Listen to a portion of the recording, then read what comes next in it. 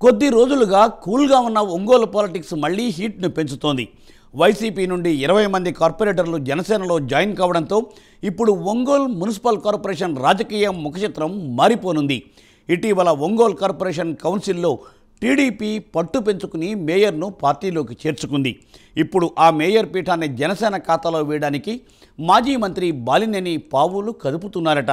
ఆ క్రమంలో corporation politics TDP MLA Damacharla versus Janasena నేత బాలినేని అన్నట్లు తయారై ఉత్కంఠను రేపుతోంది.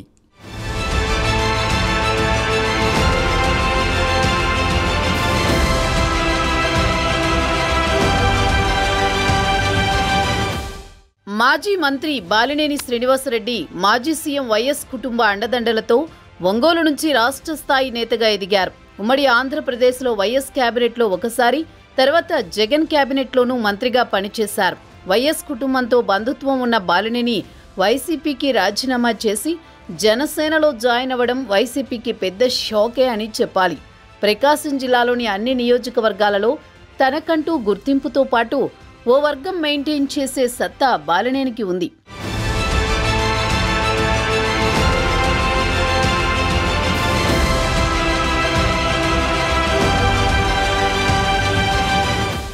మొన్నటి 2024 సార్వత్రిక ఎన్నికల్లో వైసీపీ నుంచి ఒంగోలు ఎమ్మెల్యే అభ్యర్థిగా పోటీ చేసిన బాలినేని తన ప్రధాన రాజకీయ ప్రత్యర్థి అయిన టీడీపీ అభ్యర్థి దామచర్ల జనార్దన్ చేతిలో ఘోర ఓటమి చవిచూశారు.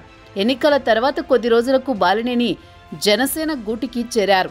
బాలినేని జనసేన గూటికి చేరాక వైసీపీకి బిగ్ షాక్ తగిలే విధంగా ఏకంగా డిప్యూటీ మేయర్ సహా 20 మంది వైసీపీ కార్పొరేటర్లు జనసేనలో చేరిపోయారు. కార్పొరేటర్లు, కోఆప్షన్ మెంబర్లు మాజీ మంత్రి బాలినేని శ్రీనివాసరెడ్డి ఆధ్వర్యంలో జనసేన అధినేత పవన్ కళ్యాణ్ సమక్షంలో జనసేన తీర్థం పుచ్చుకున్నారు.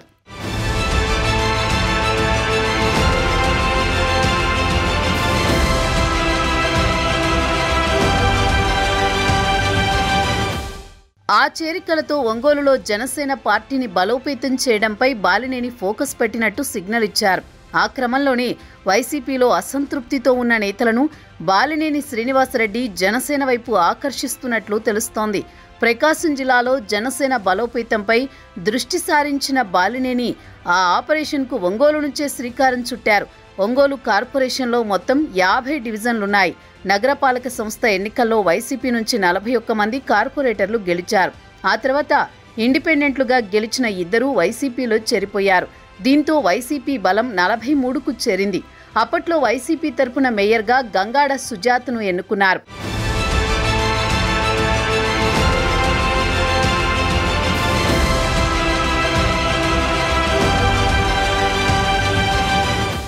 అయితే 2024 అసెంబ్లీ ఎన్నికల ఫలితాల తర్వాత అధికారం వైసీపీ నుంచి టీడీపీ కూటమి చేతిలోకి రావడంతో ఒంగోలు మేయర్ సుజాత సహా 19 మంది వైసీపీ కార్పొరేటర్లు పార్టీ మారిపోయారు. టీడీపీ ఎమ్మెల్యే దామచర్ల జనార్దన్ సమక్షంలో వారంతా అప్పట్లో టీడీపీ కండువా కప్పుకున్నారు.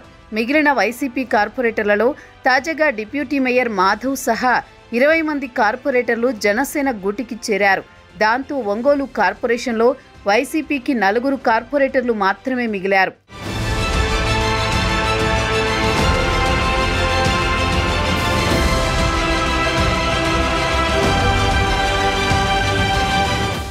కార్పొరేషన్ ఎన్నికల సమయంలో టీడీపీకి 6, జనసేనకు 1 కార్పొరేటర్ ఉండేవారు.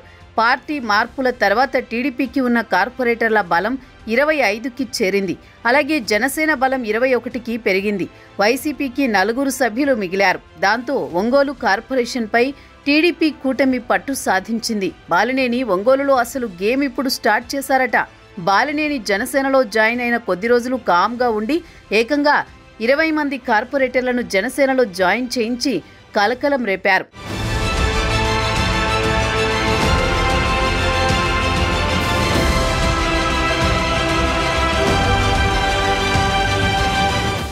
తాజాగా బాలినేని ఒంగోలు కార్పొరేషన్ జనసేన ఖాతాలో వేయడానికి మాస్టర్ స్కెచ్ గీస్తున్నారట. కార్పొరేషన్లో జనసేన బలం 21, టీడీపీ బలం 25. అంటే 2 పార్టీల మధ్య తేడా కేవలం 4 మాత్రమే.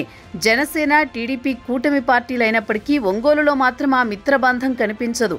TDP MLA Damacharla Janardhan versus Balineni శ్రీనివాసుల మధ్య ఒంగోలులో ముందు నుంచి ఆధిపత్య పోరు నడుస్తోంది. 2012 నుంచి వారిద్దరూ ఒంగోలులో రాజకీయ ప్రత్యర్థులుగా ఎన్నికల బరిలో తలపడుతున్నారు. వారిద్దరూ ఒంగోలు బరిలో 4 సార్లు తలపడితే చెలో 2 సార్లు విజయాలు సాధించారు.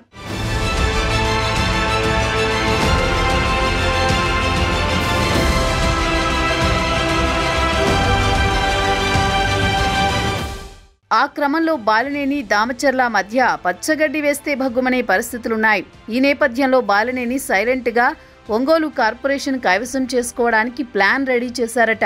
టీడీపీలో ఉన్న కార్పొరేటర్లకు జనసేన కండువా కప్పించి ఒంగోలు మేయర్ గంగడ సుజాతను మేయర్ స్థానం నుంచి దింపాలని బాలినేని భావిస్తున్నారట. దాంతో ఒంగోలులో పొలిటికల్ హీట్ పెరిగిపోతోంది. ఒంగోలు కార్పొరేషన్ను కైవసం చేసుకున్నామని టీడీపీ సంబరాలు చేసుకుని ఖుషీగా ఉన్న తరుణంలో బాలినేని ఎమ్మెల్యే దామచర్లకు షాక్ ఇవ్వబోతున్నట్టు పొలిటికల్ సర్కిల్స్ జోరుగా చర్చ సాగుతోంది.